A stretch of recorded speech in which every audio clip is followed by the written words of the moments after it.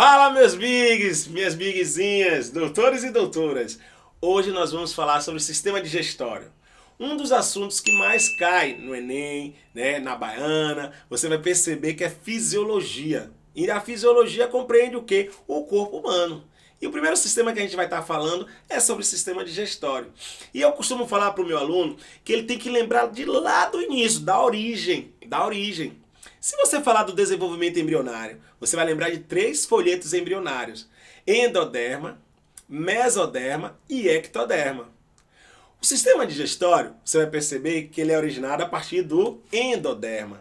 Esse endoderma, que é a camada mais interna do desenvolvimento embrionário, ele reveste uma cavidade. Essa cavidade se chama arquêntero. O arquêntero ele tem um orifício chamado de blastóporo. Esse blastóporo, que é um orifício, pode dar origem à boca em alguns seres, pode dar origem ao ânus em outros seres.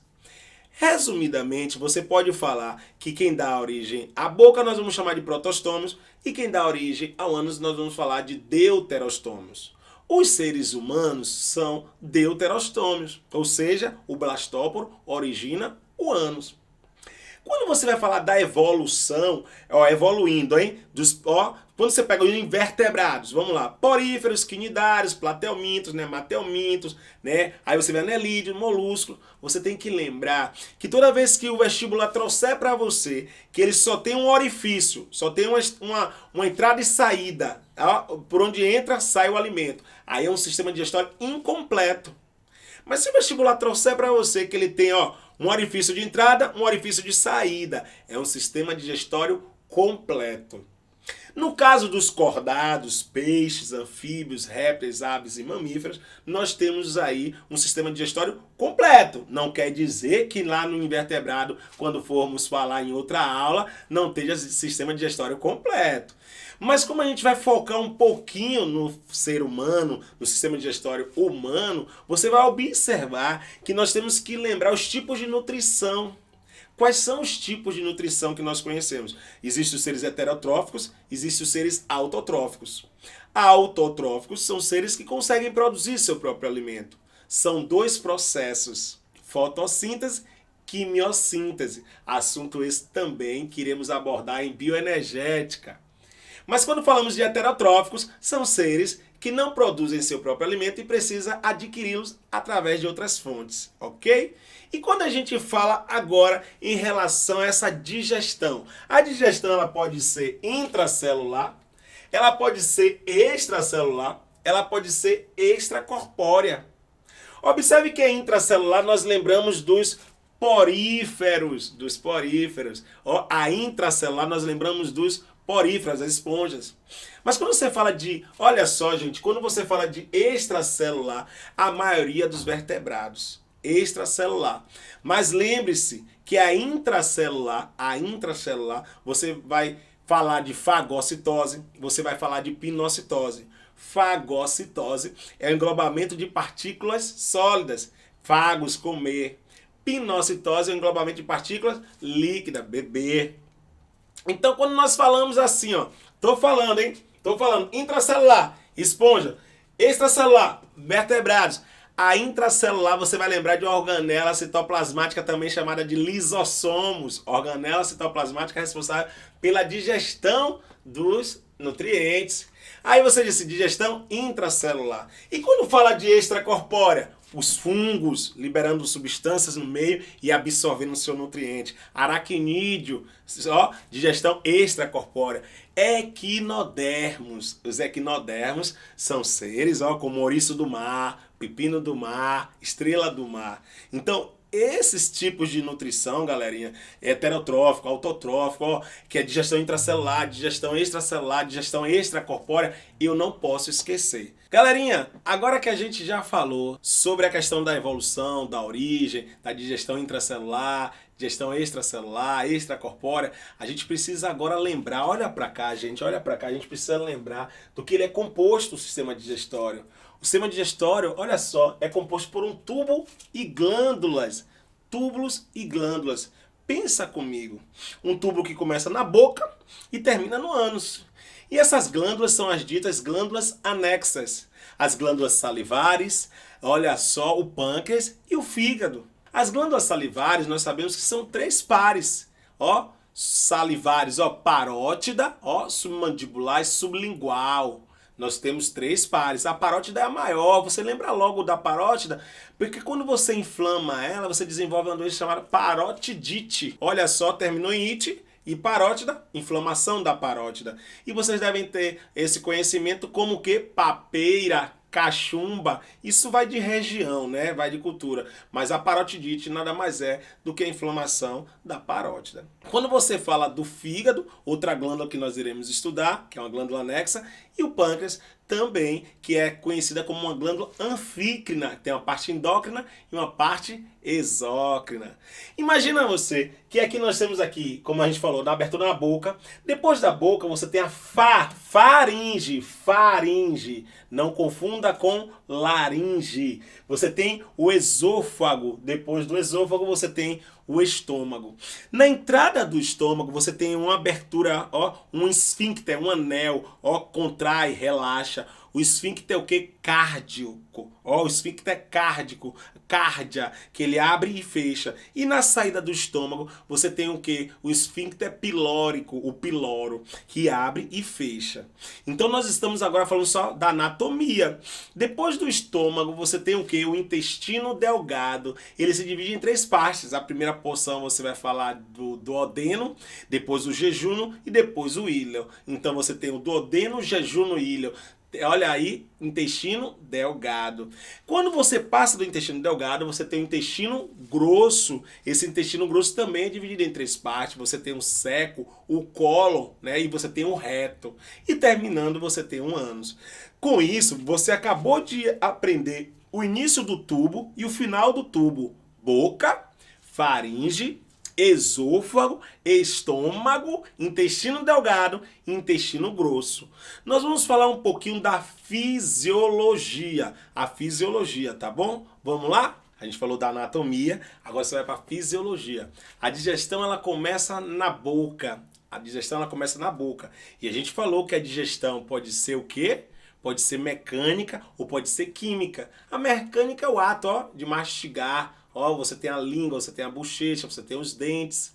Mas quando você fala da química, você tem a questão ali da boca da saliva, né? A saliva produzida pelas glândulas salivares. E na saliva nós encontramos um tipo de amilase, é a amilase salivar. E essa amilase salivar, o próprio nome já está falando, ela vai agir no amido. O amido é o substrato da amilase, onde vai ser quebrado. Esse amido é carboidrato, hein? Bioquímica. Agora você fala comigo agora. Eu tenho a amilase salivar, também conhecida como pitialina.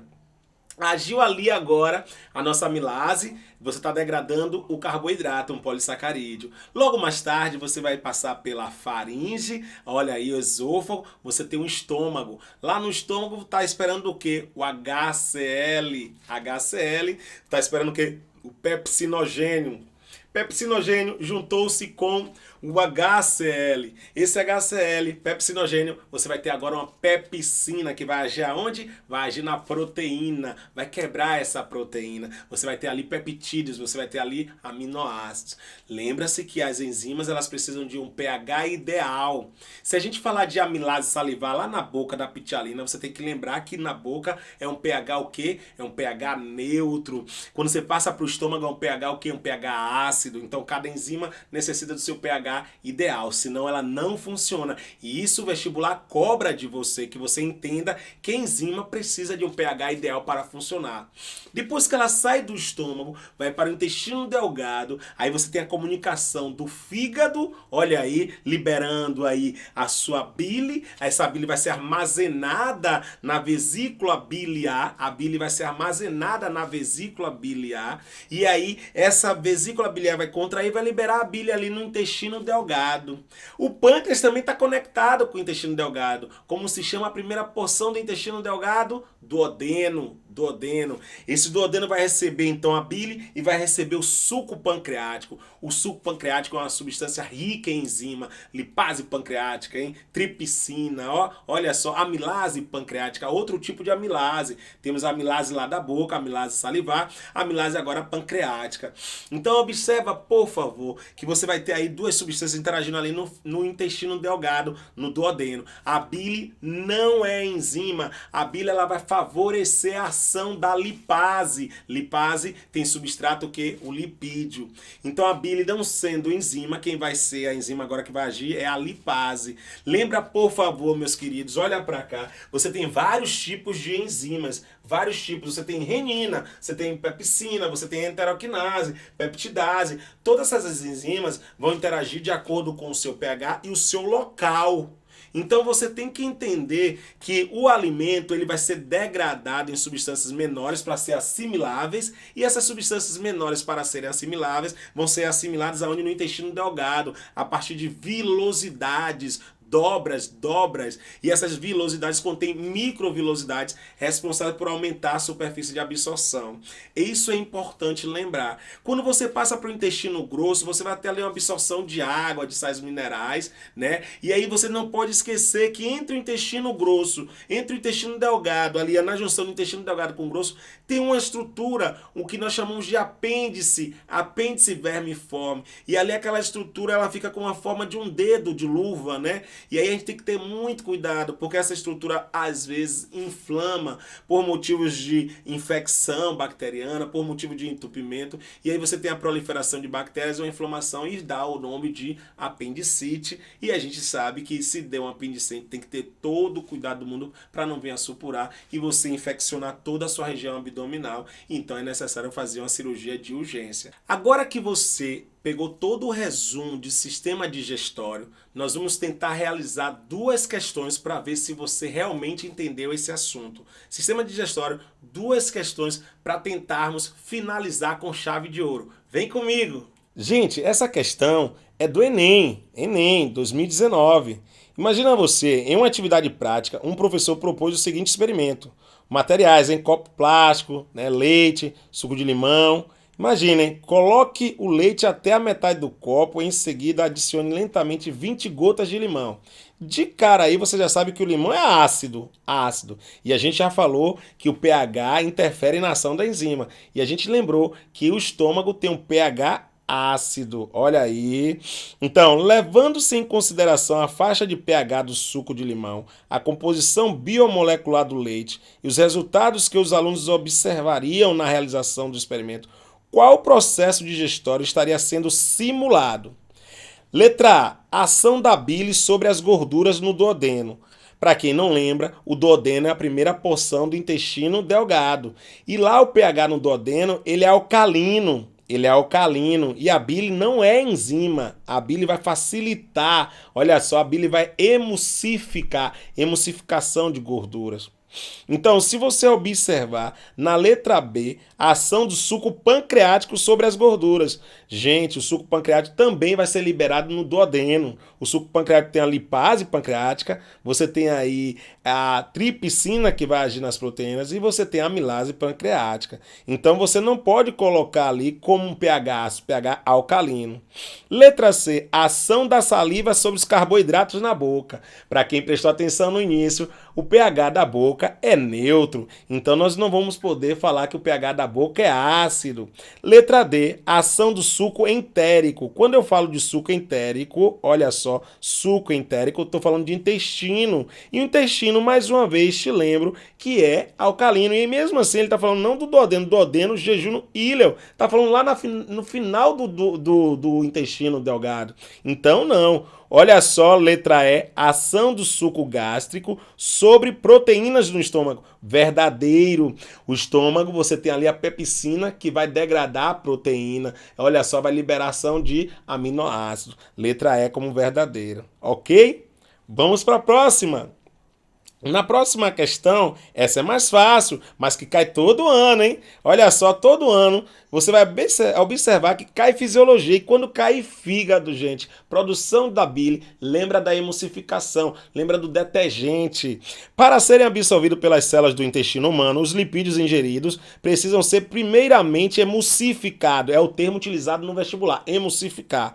Nessa etapa da digestão, torna-se necessária a ação dos ácidos biliares, visto que os lipídios apresentam uma natureza apolar e são insolúveis em água, porque a água é uma substância polar. Esses ácidos atuam no processo de modo a, gente, letra A, hidrolisar os lipídios.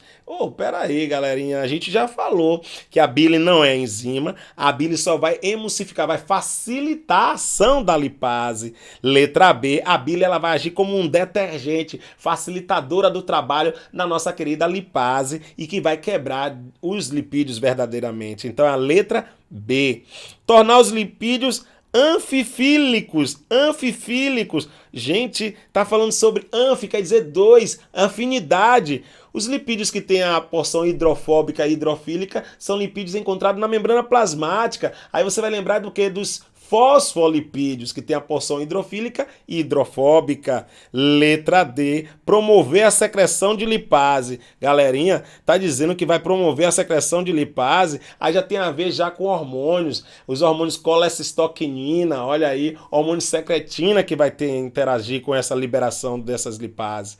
E letra E, estimular o trânsito intestinal dos lipídios. O trânsito intestinal nada mais é do que o peristaltismo. O peristaltismo é a contração involuntária das nossas vísceras. Então a letra correta que a bile vai agir como detergente. Nunca esqueça disso, tá bom? Espero ter ajudado todos vocês, meus bigs, minhas bigzinhas. Obrigado pela atenção e um beijão no coração.